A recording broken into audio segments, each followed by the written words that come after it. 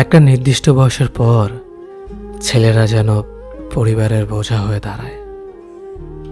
একটা নির্দিষ্ট বয়সের পর ছেলেদের বাড়ি ছেড়ে বের হতে হয়, কিন্তু আর কখনো বাড়িতে ফেরা হয় না ঠিক আগের মতো করে। স্কুল ছুটি হলে যেমনটা বাড়ি ফিরে আসতো, একটা নির্দিষ্ট বয়সের পর ছেলেদের জন্য পৃথিবীটা কঠিন হয়ে দাঁড়ায়। কেউ পাশে থাকে না তখন। পরিবার সে তো আগেই জানিয়ে দেয়, এখন নিজের পথ নিজে মাপো। একটা নির্দিষ্ট বয়সের পর বাবা মার আদর আর পায় না আগের মতো করে। ব্যবহারে বুঝিয়ে দেয় নিজের প্রয়োজন নিজে মেটাতে পারো না, আবার আদর চাও কেন।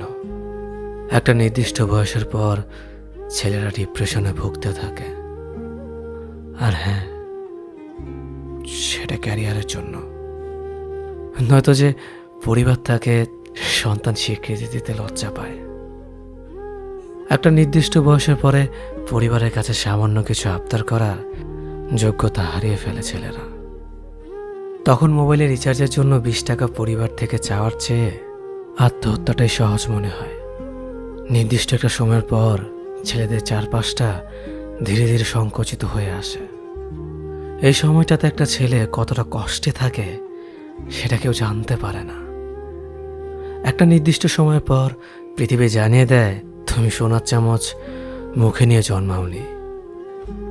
তখন পৃথিবী তোমাকে একা ছেড়ে দিবে। হয়তো জীবনের সাথে সংগ্রাম করে তুমি হয়ে উঠবে গল্পের নায়ক, নয়তোবা তুমি হারিয়ে যাবে ওই পথচারীর মতো, যার গন্তব্যের কোনো সন্ধান পায়নি।